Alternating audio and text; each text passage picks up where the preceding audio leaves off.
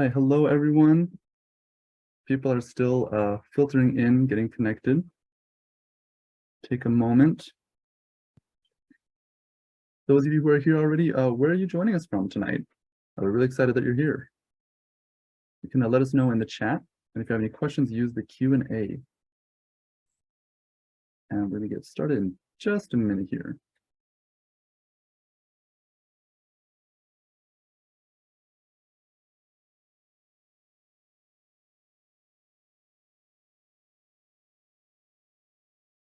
All right, looks like people are kind of getting settled in. Happened, babe? Pacifica? Okay. I heard 92 was still closed today. They're finally fixing those trees. Yeah. We're just not used to storms, are we? Not like this, yeah. Yeah, I mean, it really threw everybody for a loop. I know it threw us for a loop. Yeah. Here in Pacific Grove, we had so many storms and so much water that, our power kept going out because the trees were, pushing the power lines down. Oh yeah, I know. Yeah. I lost power for I think 5 days. 5 days. It was like a historical reenactment. I had candles and everything. Yeah. Didn't learn how to use a musket, but maybe next time. All right, we're gonna get started now. Glad to see everyone's from nearby and a little bit far away. Portola Valley, that's my town. All right, welcome everyone, and thank you so much for joining us tonight. My name is Sam, and I'm a library assistant with San Mateo County Libraries. I'm so excited to be here with Alka Joshi. I'm the author of the Jaipur trilogy. This book, The Perfumist of Paris, is the last book in the trilogy, and so really excited to wrap it up and explore new sides of some of these characters we've only seen a little bit about, or not enough of, in the first 2 books, and more of the characters we love. Before we begin, I want to make sure everyone knows that we have 2 really good author talks coming up in May. The first one is a young adult book, Joanna Ho's The Silence That Binds Us, on May 10th at 7 p.m. And the next one is a Thai cook-along. So it's VC Tang's Come Eat Grandma, Thai home cooking on May 18th at 6 p.m. You can go to smcl.org/authortalks and sign up there. We really hope to see you there. And now we are so excited to introduce Alka Joshi. Alka Joshi is the author of the New York Times bestselling series, the Jaipur trilogy, including her debut novel, The Henna Artist, The Secret Keeper of Jaipur, and the newly released The Perfumist of Paris. The Henna Artist was a Reese Witherspoon Book Club pick, longlisted for the Center for Fiction First Novel Prize, and a screen adaptation is in development at Netflix, which hopefully we'll hear a little bit more about that today if we can. Born in Jaipur, Rajasthan, India, Alka has lived in the US since the age of 9. She has a BA from Stanford University and an MFA from California College of the Arts. Welcome, Alka. Thank you, Sam. This is so nice to be with everybody. When I first wrote The Henna Artist, which took me 10 years, I spent so much time with the characters that I had written all of these things about them. By the time I got to the end, I knew what their future stories were going to look like. So I knew what Malik was going to do. I knew that in the second book, The Secret Keeper of Jaipur, that he was going to be involved with this woman who was a nomad up in the hills. And I knew that Radha was going to elope in typical Radha style because she's so impetuous. I knew she was going to elope.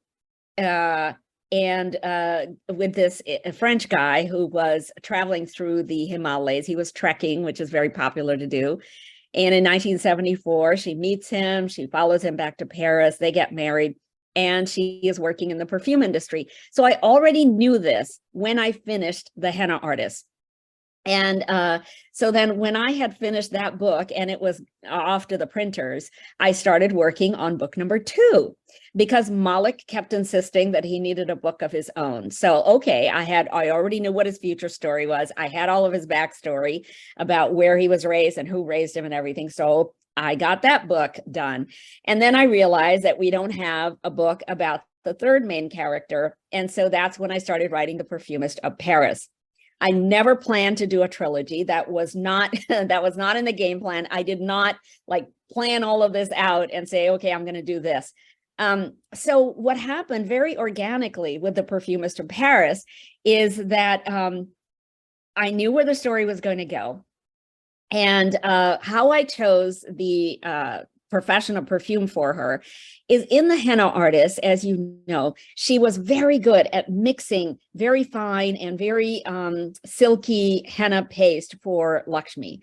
So as she was mixing all of this, I thought, what would be a good thing for her to do as she got older? We know that she understands how ingredients mix together and what happens to them when they mix, how do they interact with one another. So that is when I realized, well, as long as she's in Paris, why don't we pair her with the most exotic job that she can have, and that is in the perfume business. So that's how she becomes a perfumer. And then I realized, I needed to learn about perfume because I knew nothing about it. And I've always been kind of scared of perfume because, it seems like if you put a scent on, then people sort of judge you on that scent, are you are you into patchouli? Are you that kind of person? Are you into fresh scents? Eucalyptus? Are you into seduction? Do you have a lot of musk in your perfume? So there's all kinds of ways that you can look at perfume, and it scared me to have to, put my roots down in any one of those areas. So I thought, okay, how do I learn about perfume? Well, as you may know, The Henna Artist is in development at Netflix for a TV series. And so I was talking to my producer, Michael. Oh, thanks, Sam. I was talking to my producer, Michael, and he said, what are you working on? I said, the third book, and it's going to be about perfume, and I need to learn about perfume. And he goes, oh, then you need to talk to my friend Anne Gottlieb in New York City. So I called up Anne and flew out there to New York City to meet with her. She took me around to one of the biggest perfume houses so I could see what a lab looks like. And then I knew exactly how Radha is working in her lab. I know, what her lab looks like. And then she introduced me to a couple of master perfumers whom I got to interview. Well, they said, why don't you fly to Paris? Because there are some master perfumers there you should also talk to, because, Paris, France, they are the perfume capital of the world. So why not talk to them? Okay, so I flew out to Paris and then met with those people. And they said, why don't you go down to Grasse, which is in the southeastern part of France, because that's where they have all of the compounding firms, they have the bottling plants and all of that. And you need to get the full, view of what this is entailing. So I went down to Grasse, and then they said, you need to go to Lisbon because there's some master perfumers there that you need to talk to. I talked to a boutique perfumer there about scents that are only found in India and how she is turning those into a fragrance line. And then I also spoke to Yves de Chicry, who is a 85-year-old urbane gentleman. His family had been in the perfume industry for 2 centuries. Can I just say, I don't know, but that sounds like a perfumist name. the Yves de Chicry. Well, it's how I ended up naming the house that Radha works for. I named it the House of Yves because of him. And I asked him, I go, Yves, is it going to be okay if I name the perfume house after you? And he said, I would be delighted. And it was funny, Sam, I had sort of a hard time, with him, because when I first approached him, he was recommended to me by one of these other master perfumers. And when I first approached him, he said, well, let me read your books and see if I want to talk to you. So he actually ordered, I said, oh, I can have those sent to you. He said, no, don't worry about it. I can order them from here. And he lives in South Portugal. So he ordered the books and he read them in French, both the Henna Artist and The Secret Keeper of Jaipur. And then he emailed me and said, all right, I'll talk to you. And so he was just lovely because he was in Paris in the 1970s, exactly at the same time that Radha would have been there. Oh. And so he could tell me, who were the female perfumers who had been able to break through with this male-dominated industry. And then I ended up sort of modeling one of those female perfumers. I ended up using her as a model for my boss, for Radha's boss, Delphine. And she is modeled after Sophia Grossman, who's a very well-known master perfumer. And she was very big in the 70s and 80s and 90s. And she smoked like a chimney. And so I said to Eve, I go, well, how in the world did she retain her sense of smell if she was smoking so much? And he said, well, that's not necessarily a problem. He said, some people lose their sense of smell, but if you already have an amazing sense of smell, you're not going to lose it just because you're smoking. So that, and he said in the 70s, everybody was smoking. So that's kind of how this whole idea of Delphine, Radha's boss, came about. Anyway, so I learned all about perfume, and now, I need to figure out, so what is Radha's story? And I realized that what she really wants to do is come up with a perfume that is going to help her become a master perfumer. That job requires about 10 years of hard work to get yourself to a status where the company is going to name you as a master perfumer. There's no designation. There's no certificate or anything like that. It's just something that your company will recognize, and then they make you a master perfumer. So Radha has only been in the industry for, maybe like 5 years or so. And in order for her to become a master perfumer, she really needs to step up. Delphine gives her that responsibility by saying, okay, I'm going to put you on this project where you are designing a perfume for the model that is in the mayonnaise painting Olympia. And so, okay, Radha works hard on that. And then she thinks, I'm just missing one key ingredient, but I don't know what it is. So she calls Lakshmi. Lakshmi, I'm missing this ingredient in this perfume that I'm designing. And Lakshmi says, come on down to India, because there are these courtesans of Agra, the same ones who taught me how to paint with henna. They are going to teach you how to seduce with using scent. And so Radha comes to India. She and Lakshmi go to Agra, and sure enough, they meet with the courtesans, who are just an amazing group of women in themselves. I did so much research on them, and they were amazing. They were like a key player in India's independence movement. So Lakshmi and Radha, are greeted by the courtesans, and Radha finds exactly the scent that she's looking for. She comes back to Paris. She is opening the door to her apartment. There is her husband sitting on the sofa, and next to him is the baby that she hasn't laid eyes on since she was 14 years old. Wow. And that is the son that she adopted out. So she recognizes him right away because, he has the same color eyes that she does and that Lakshmi does, and they are unusual. And I don't know if you can tell, Sam, but I also have those eyes. They're kind of like blue. Sometimes they're gray. Sometimes, Okay. they change all the time. Yeah, I can kind of see that. Yeah. Yeah. So, she has a lot of stuff to deal with when she gets home. I think part of what I'm trying to do in The Perfumist of Paris is having Radha come to terms with this havoc that she wreaked when she was 14, getting pregnant with the son of Lakshmi's biggest benefactor, thereby ruining Lakshmi's standing in Jaipur, her business, everything just goes down the drain. And then Lakshmi is forced to relocate up in Shimla, and she does that with Dr. Kumar and, all of the herbal remedies that she has come up with that he needs for the indigenous people there. And so Radha has never really had to pay a price for this. She gets to go to a posh girls' school in Shimla. She elopes with this fabulous architect, this French architect. And, her life is very rosy. She has 2 little girls, 7 and 9. And now all of a sudden her past is coming up to catch up with her. And I was curious as to how she would deal with this. And I know that sounds weird as an author to think, well, why wouldn't you already know how she's going to deal with this?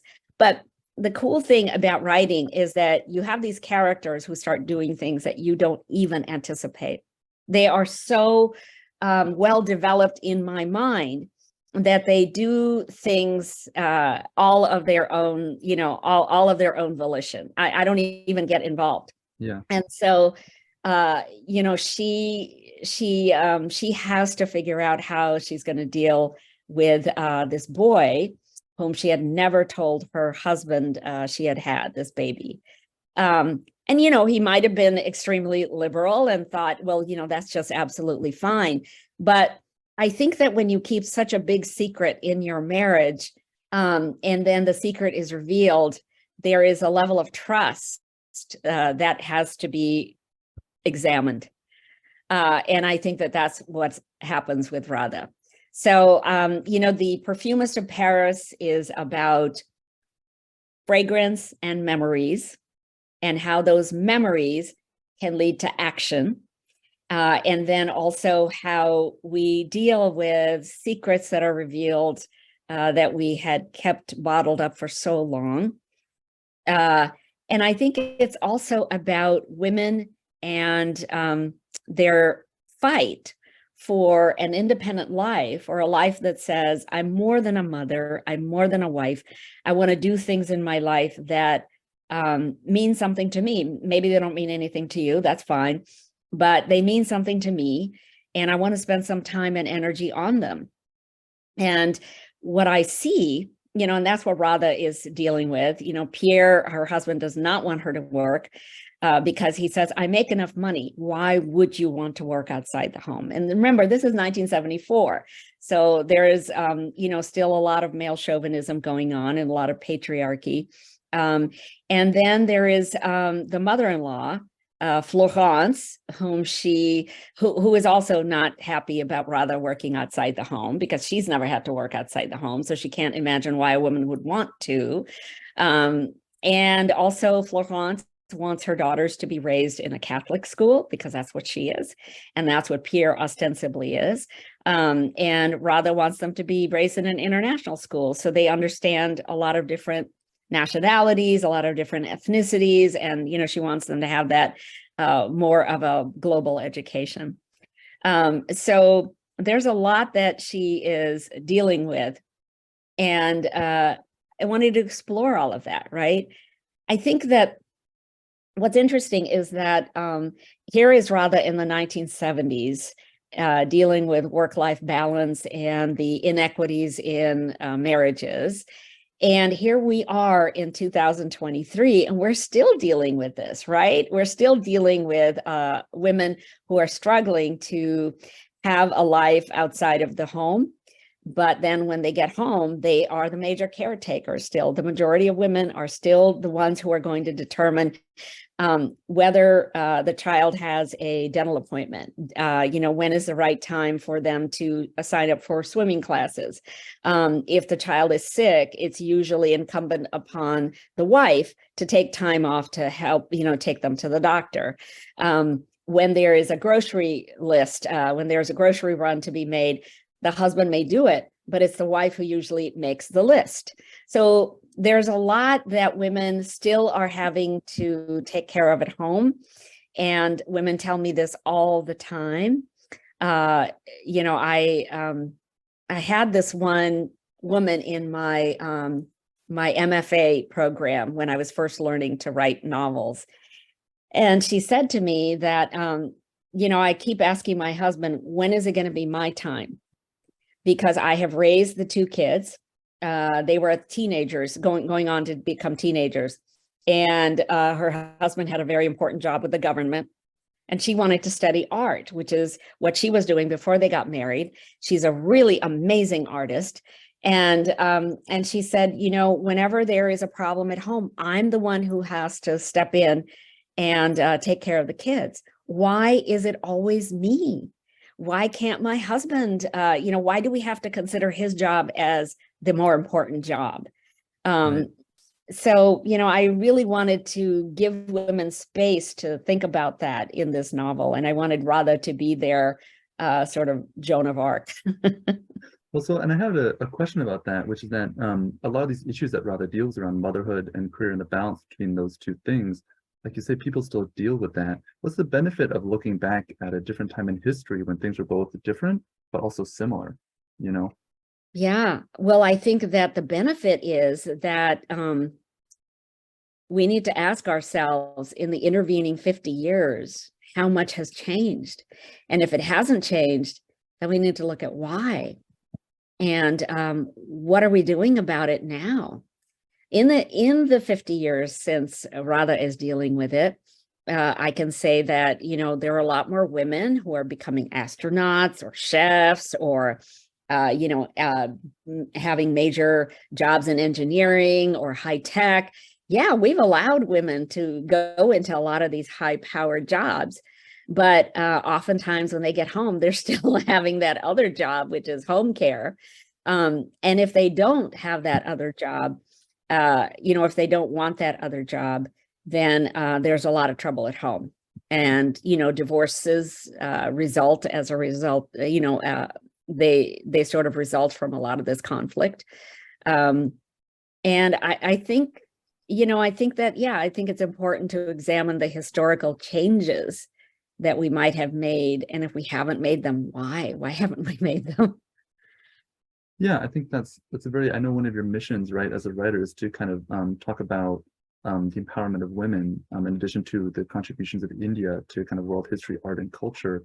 So it's interesting to use historical fiction kind of towards that mission. Was that always your intention, or was that something that kind of came organically as the characters came to life for you?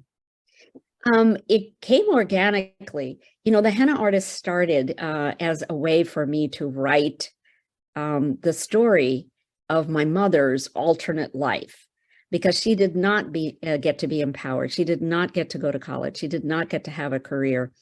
And so she made sure that I would have all those opportunities that she didn't have.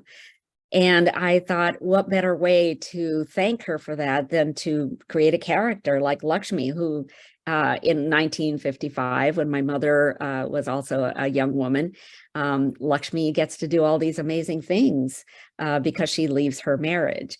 I mean, I don't know if my mother would ever have left her marriage, but that was a catalyst for Lakshmi to go off and do her own thing. So, it was fun for me to imagine that.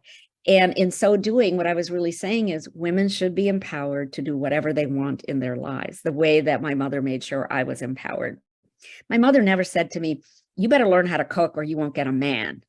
She never said to me, you need to give me 3 grandchildren or 2 grandchildren or 1. She always said, this is your life. You make the decisions that are going to be comfortable for you. Yes, there are probably things I would prefer, but if you make those decisions yourself, you will live the kind of life that you want to live, which is something I did not get to do, she said.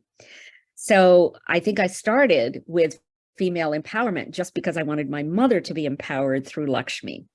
And then the resulting thing, after all the research I did for the first book, a second book, and then a third book, is that I get to tell people about an India that maybe they don't know about. I get to tell them about the riches that have come from India that might be benefiting them right now in their daily life. Things like ordinary scent. One of the things I found out in the Perfumist of Paris are all of the raw ingredients that go into perfume that actually come from India. So things like cloves and cinnamon and sandalwood and jasmine and rose, those kinds of things they were originally found in India or in the Indian subcontinent and taken by traders back to Europe and sold to various people, whether they were making food or fragrances or whatever. And it was very expensive to buy these things from European traders because they traveled so far to make this happen. Eventually, the fragrance houses realized that if they could grow some of these plants themselves, then they wouldn't have to buy them from traders. And so they started growing them in Grasse, which has a moderate climate, and they could grow things like lavender and rose and jasmine there. So I think that that's one example of what the Indian subcontinent has brought to the world. Another thing are the herbal remedies that have resulted from many of the plants that are grown in India. So I love for people to, understand that a lot of what Lakshmi works with and Dr. Kumar is now working with, those are homegrown remedies that have come from India. Right now at Starbucks, we have all of these golden lattes, right? But and they're made out of turmeric. And Indians have been using turmeric for thousands of years in their food and also in their herbal remedies. Like if you have a burn or a cut, my mother would, mix turmeric with some coconut oil and put it right on the hurt. And, it solves itself, it readily heals. And you don't have to put any kind of, funky smelling salve on it or anything. Wow, So, I never heard of that. yeah. So, there's so many remedies that come from India. All the spices that we use in our food, those spices aren't just there to make food taste good. They're there because they're going to help you stave the common cold. Okay. They're going to help you feel more calm. They're going to help you with digestive issues. My father still to this day drinks a tea without any tea bags in it, but he uses all the spices that we use for chai. He just drinks the hot water with the spices. And my dad's 93 years old and he is very spry and he still drives. He has, a caregiver who lives with him, who, cleans the house and does certain things for him. And he drives her to her medical appointments. Wow. Sounds like we should have had a recipe portion to this author talk, I think. Yeah, it was amazing. I mean, it's amazing how these very simple family remedies that have been passed down for generations can help us heal. I'm sure, Sam, in your family, you probably have a grandma or a great grandma who passed down certain recipes, certain remedies that are still in use today. Yeah, and I don't know about for you, but for my family, they tend to kind of bubble up. Someone will have heard about it for 10 years, and then my sister will say, I'm making grandpa's, popovers. And so they kind of lie under the surface until everyone remembers them and tries to recreate them. Yeah, exactly.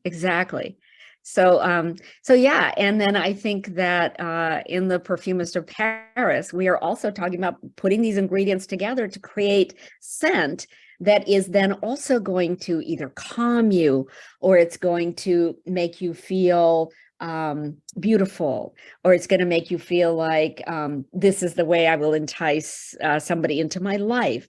So once again, we are using a blending of raw ingredients that are going to benefit you in some way. And so many of those ingredients are coming from India. So I love that. I love doing all this research and then finding at the end of the tunnel that it's always coming back to India. Yeah. Well, and I have some questions about that. But speaking of which, to our viewers, please use the Q&A button to add some questions. We have some good ones in there already, and we got some from the registration page. But we're going to have a Q&A soon, and we're looking for lots of questions. Too many questions. So any questions or comments, if you've read the books, if you want to read the books, if you're curious about anything in here, just use the Q&A and we'll get to it soon. And so my question, building off of that, is it sounds like, kind of in this mission to bring these contributions from the Indian subcontinent out through your work, and you've done a lot of research. Were there the things that you learned that you didn't know, were contributions, things that kind of surprised you? I think every single one of the things that I've learned were surprising. I had no idea that all those ingredients that go into perfume are from the Indian subcontinent. I had never made that connection.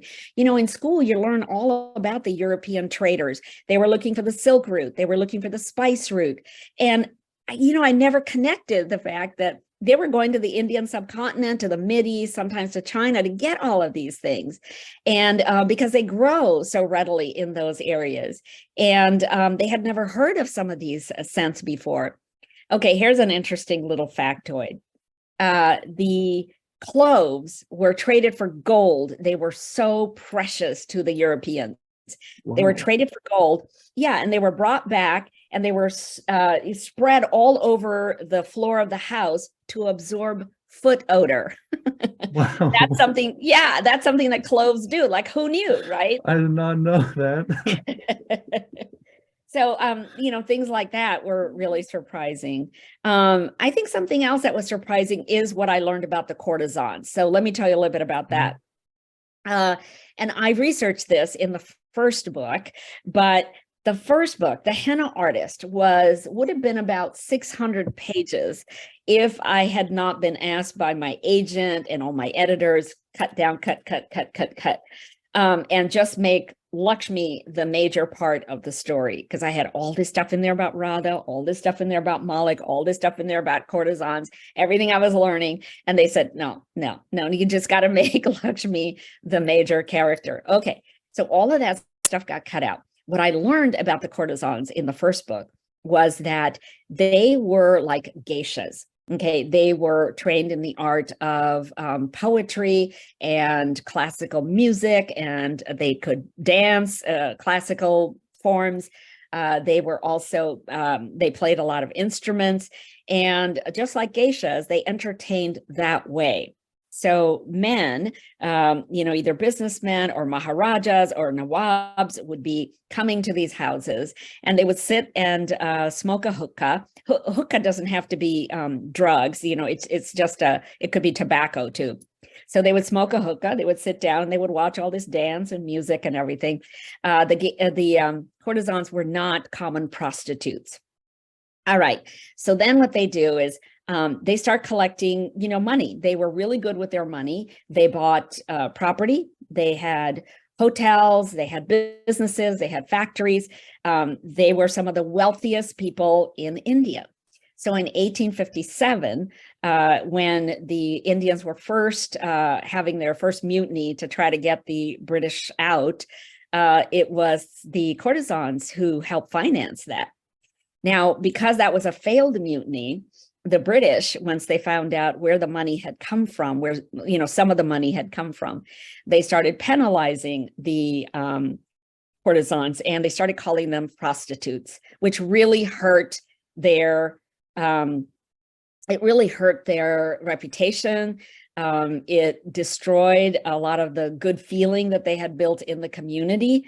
And so they had to rebuild themselves all over again. So much of their property was taken away. They were taxed heavily, but the ones who stood the course kept building their wealth all over again.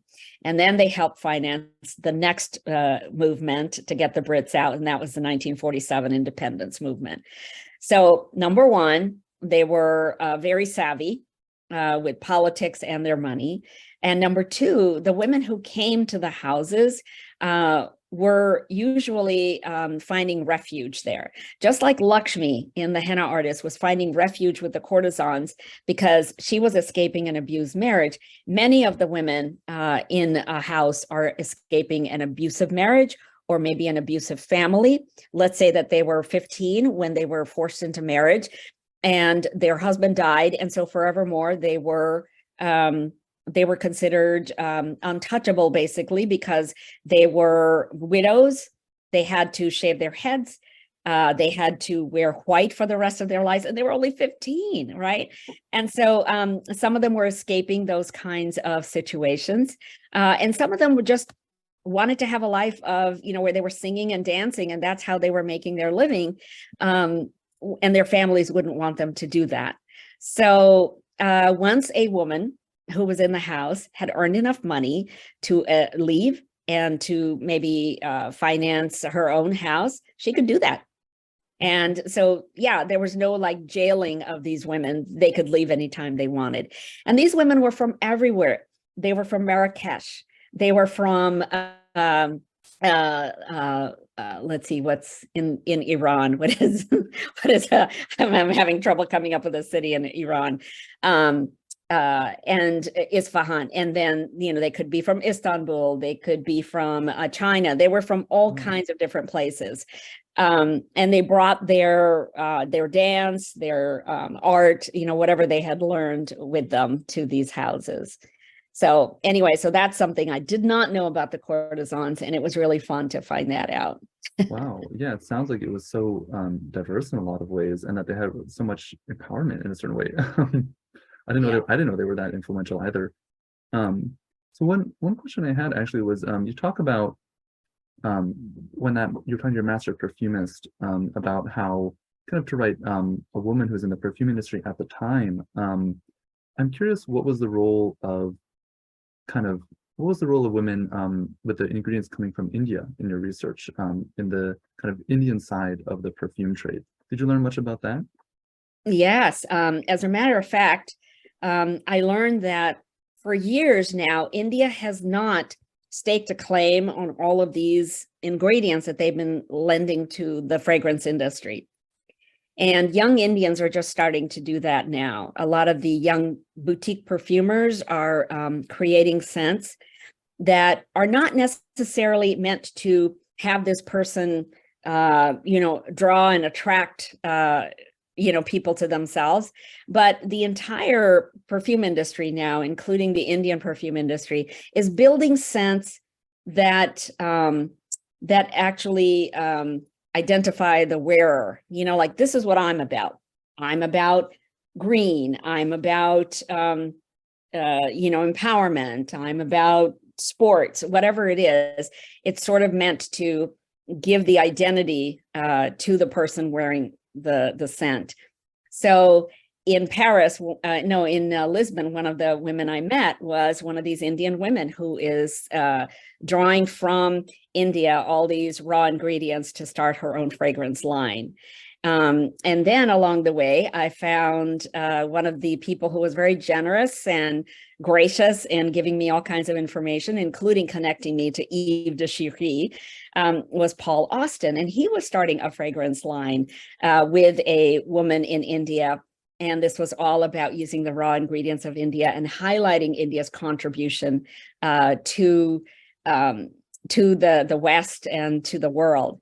So I called him when the Perfumist of Paris went to print, and I said, Paul, can we collaborate on this? Once the book is out, where I'm going to have all these readings, and could we possibly collaborate? And he said, absolutely. So that's when, I'll be right back. Okay.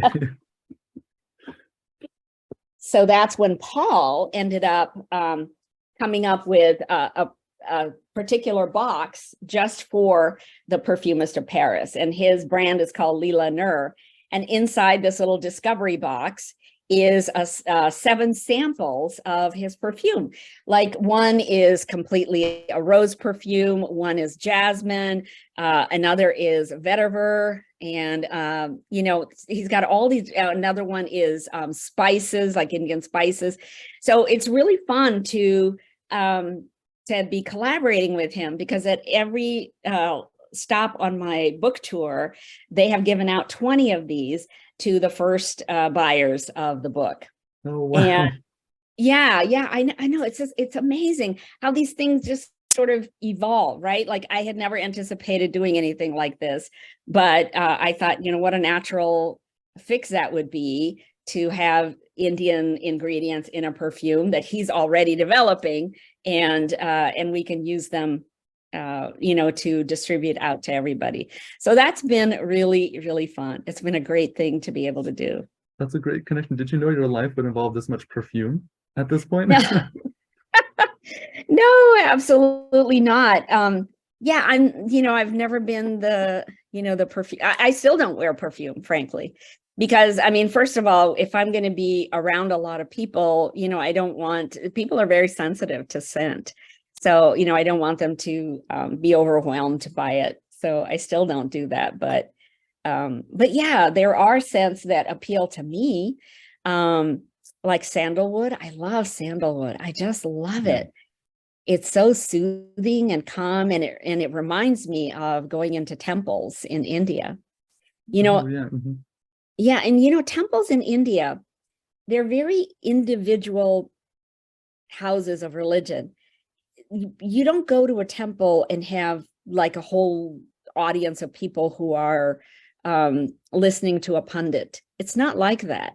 You go in and you ring the bell, and then you stand in front of the icon, the image of the god that you are particularly following. And you stand in front of them and you say your prayer, and maybe you leave a little garnish of some kind. You leave a little sweet, you leave a flower, you leave something, to pay your respects, and then you leave. Like, you're not talking to people while you're there. It's a very quiet, reflective moment, and it's very individual.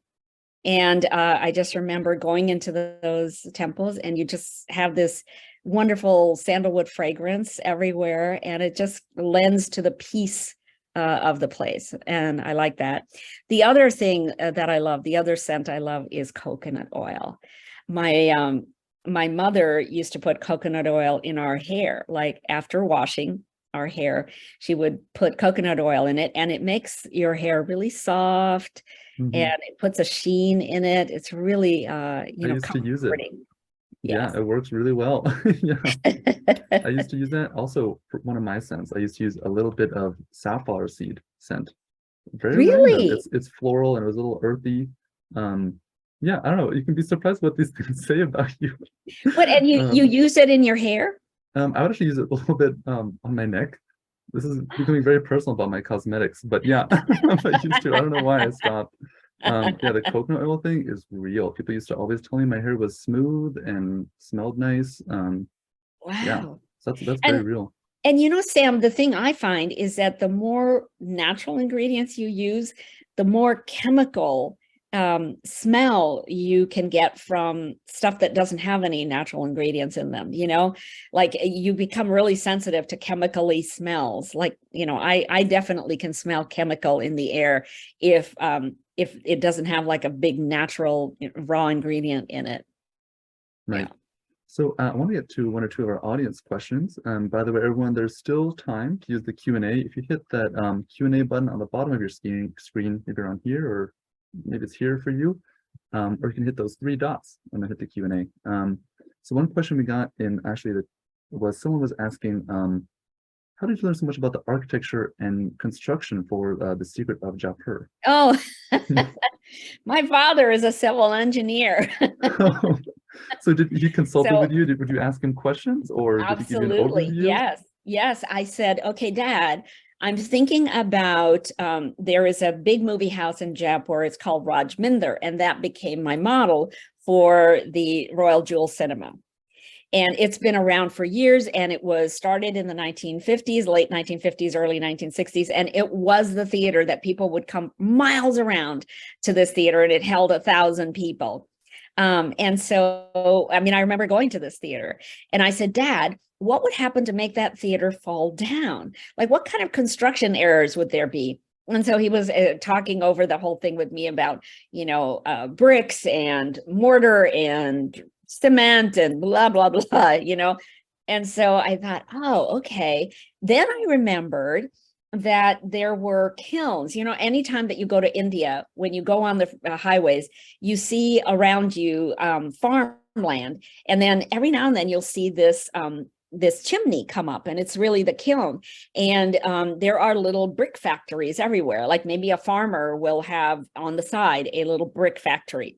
So they're baking bricks, and I've seen them do it, and they're like shallow. So some of the bricks are shallow, and then they have this indentation where you could ostensibly put something. And usually what they do is they imprint their logo on there, if it's an initial or a, lion or something like that.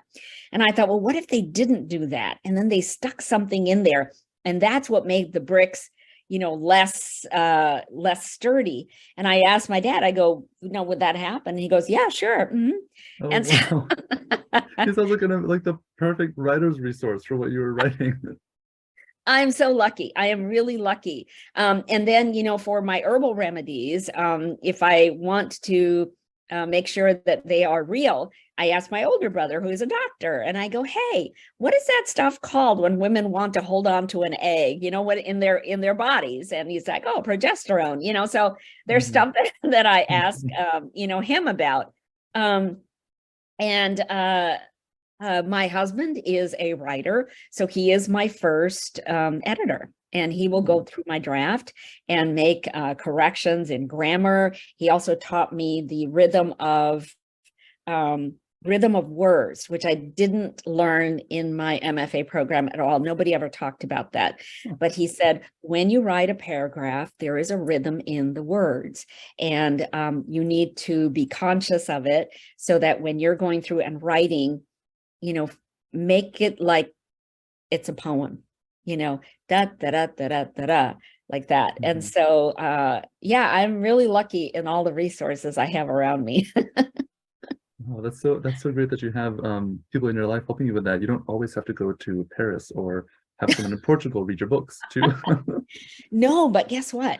So my agent sold books 4 and 5, and now I am off to Europe to research book 4, Oh which wow. is taking place in New Delhi in India and also in various cities in Europe.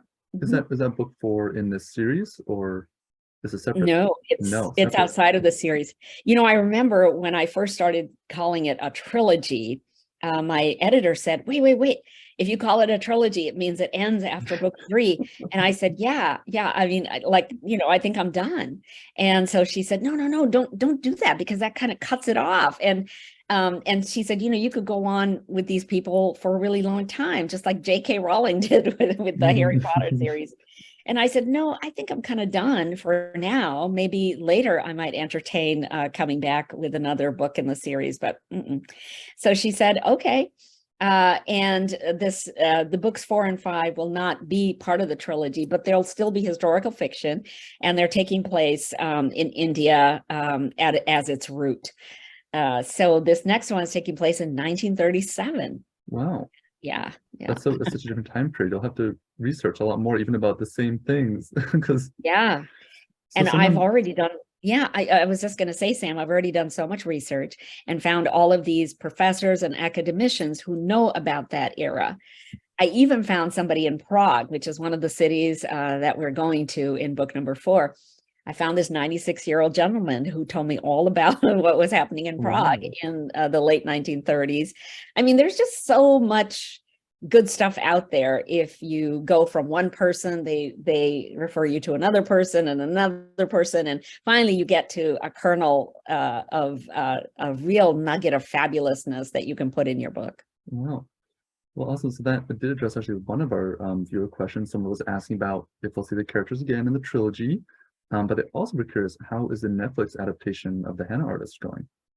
Well, all I can tell you is that it's going well, and that we are in really good hands with the people who are putting it together. My producers are fabulous, and Frida Pinto is so excited to play Lakshmi. So yeah, I think we all have high hopes for how that's going to play out. It's going to be about 6 episodes for the first season, and of course, we're all hoping there will be a second season. Yeah. And someone also had a question, actually, again, about The Secret in Jaipur and the theater collapse. Someone saying, your books are historical fiction. Was there a theater in India that collapsed, or was that something you? No, but you made it sound No, plausible. You did the no, research. I just made that up. It's funny because as soon as that book was released, okay, this is the weird thing. That book was released, and then it was released 2 days after. Remember the Miami buildings that collapsed? Mhm. Oh my gosh, everybody Wow. said, did you anticipate that? I'm like, no. No. No. I mean, you start a book way before it's out in print, right? So no, I had no idea that was going to happen, but that also failed for the very same reasons, where the structural integrity was not there. And that's why the whole thing collapsed. So Wow. yes, oh my gosh, what do they say? There's, what is it? Truth is stranger than fiction. Hmm. Yeah. So much of this stuff happens and we have no idea, but it's real. Like it happens. Yeah, real. Someone had a question back from earlier when we were talking about your characters kind of balancing motherhood and family and careers. Someone asked, because the women show the most of the work of raising children, do you think that children understand and see the work that their mothers do? Or do they push back and see their fathers as the nice parent? I don't know if this is relevant to your characters, but someone had that question. This is really interesting because I think kids see a lot, and I think they're storing a lot. I'm not sure they process it until they're a little bit older. When they're a little bit older, then they can see, oh, mom seems to come home and do so much more. Dad comes home and I don't know, maybe he comes home later. Maybe he, goes in his study, and I don't know what he does, but I remember my dad coming home and then sitting down with the newspaper. And I remember my mother, preparing dinner. And at some point you get sort of, I don't know, wise enough or something as a kid, and you go, there's an imbalance here. I don't understand, but there seems to be, like, mom is constantly doing something and dad gets a chance to relax. I don't understand what that is. Even after my mother went to work in a factory, she didn't have a formal education, so the only kind of job she could get was in a factory. And even after she went to work, she would leave at like 7 o'clock in the morning. It was about 45 minutes away, drive herself there, come back, and then she would still make dinner. And I remember then feeling like, wow, my mother does way more than my dad does. There is a real imbalance here. And I think at some point, all kids sort of realize that. One of the things that kids do realize right away is whether the parent is happy. I think, happy doing the work they're doing, happy doing the work that, they're doing at home or away from home. I think definitely kids see that. I have women tell me, they go, oh, my kids don't really know, what's going on between my husband and me, but, we're fighting. And I said, oh, believe me, they know. they know, what's going on. Even if they don't know exactly why there is a fight going on or conflict at home, they sense it. Kids are very intuitive. Yeah, no, I think that makes a lot of sense. Yeah, so I want to make sure we have time for one more question from our audience. Someone's asking, what kind of responses has there been to your trilogy by the Indian community? Well, it's been actually really lovely. So the books are bestsellers in India. And at each of my book events, I have so many Indians who come to the talks, and then they come up to me afterwards and they say, I love the books. Well, number one, because they remind me of India, the India I left. And then number two, because I really identify with these characters. This has either been my life, or it's been my mother's life, or it's been my sister's life. They all can relate to it in one way or another. And then I have Indians contacted me throughout the global diaspora. So they will contact me through Guyana, through Czechoslovakia, through France, all these people who live in all these different places who say, I love these books. Thanks. Please keep writing more. So, that gives an author a lot of encouragement to keep going. And I, Sam, am always marveling at the generosity of readers. Not only do they buy the books, but they will come to the readings and they will stand in line for a really long time and be patient until I can get to them to sign their books. And then they share all kinds of personal stories with me, personal stories of how they went to school in Shimla at the same kind of school that Malik and Radha are in. Or they, used to live in Jaipur, and they can totally relate to all the places I'm talking about in Jaipur and feel like they are there again. Or that they have a family who then, since migrated to other places, but had very much the experience that maybe Lakshmi or Radha have had. And I think all of that is, it's so heartening as an author to hear that from readers. It's an amazing experience. I love it. I just love it. Yeah. Well, oh man, I have something. Where did it go? Well, I think it's because your writing is so transportive. I remember there's an early part in The Perfumist of Paris where Radha smells something and is brought back to her childhood. And I've never been to India, but it did feel like it was pulling me back there because the way it hits her, and she just is, it's almost like she's walking back in her memories and all the sensory details. Yes. So I'll just read to you a little bit of that. We have about 5 minutes, yeah. But I think there's time. Yeah. So she has finally encountered the fragrance factory that the courtesans are running, and that's where she is. And all of a sudden she realizes that she is smelling something she has not smelled since she was a kid. So she says, suddenly I'm back in Ajar, 7 years old, my hair hanging in a messy braid down my back. The monsoons have come and left the earth bleeding water. I'm stepping out into the open area in the back of our hut to look at the sky. Patches of blue fight for space amidst pregnant clouds.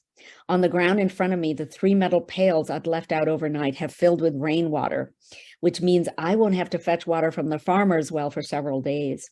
Steam rises from the ground. The air is dense with tiny particles of water that haven't yet been dried by the weak sun. All around me is the scent of promise and potential. I spin in a circle, let the drops wash over me. The scent of Atta merges with the scent of my surroundings, creating something moist and sugary and earthy fragrance. Hazi, this is the main courtesan, is grinning at my reaction. This Radha is the scent of rain. So yeah, I love that. That was something I discovered in my research, is that after the monsoons have come, the earth has a fragrance, and people get all of that earth together and they distill the water and the oil from that earth. And that is the scent of rain. And it's called Mitti Itter. Wow, I had no idea, because I've heard of like petrichor, like the smell after rain around here, but not that after the monsoon season that there's a specific, wow, that can be bottled. And petrichor, the name came from 2 Australians who went to India, and after the monsoon rains, they realized that's the scent that Indians are bottling. Wow, you really hit me with that fact. That was great. Yeah. You had that ready. Awesome. Well, we have just a minute or two left. Someone's saying thank you for this event, and we got some really good comments again on the registration page. I think we have time for one very short question, and then I'm going to close this out really quick. Okay. Someone wants to know, did you have a love or connection with history before you started writing, or did writing kind of inspire you to become more interested in history? I think writing inspired me to become more interested in history. And also, I think that we writers are natural nerds. I think that we like to read, and so we always like to read about what we're interested in. And we can go down a lot of rabbit holes. I was talking to my friend Kate Quinn, who is also an author, and she said, you know, I can just go down a rabbit hole for so long researching something, like I've done with either perfume or with the pocket watch that Samir gives to Lakshmi in The Henna Artist. I will just spend days researching one small little tidbit, and I'll go, okay, Alka, got to get back to the actual scene. And, you know, but it's all fascinating. It's all fascinating. And it's lovely to put that within the narrative, because it makes it real. It makes it come alive. Wow, that's great. Someone also wanted to compliment you on your choice of the audiobook narrator. Oh, she's wonderful. Sneha Mathan. Yes, I got to choose her for book number 1. And then I brought her back for book number 2 to do Lakshmi. And then for Radha's voice in book number 3, The Perfumist of Paris, I said, Sneha, will you come back and do this? And she said, sure. That's amazing. So yeah, people are loving the audiobooks. They just love the whole audiobooks of the 3. That's so good. Okay, so we had a really good talk. I do have to close this out now. It is almost 7:30. I want to say thank you to Alka so much for this wonderful presentation. And thank you everyone who joined us tonight. It really means us a lot that you hang out with us in these author talks and submit questions and just keep coming back time after time. Again, go to smcl.org/author talks to sign up for our next one. I hope you all learn how to cook Thai food, because I think that's going to be an amazing one with a lot of histories from home. So please check out our author talks at smcl.org/author talks. Thank you to Alka and everyone again, and we would so appreciate it if you could tell us how we did at smcl.org/rate this event. We look through those comments and we learn a lot from them. And thanks, thank you Sam. so much, and thank you, Alka, and thank you, everyone. Thanks so much. Bye. Thank you to the libraries. Bye. Bye, everyone.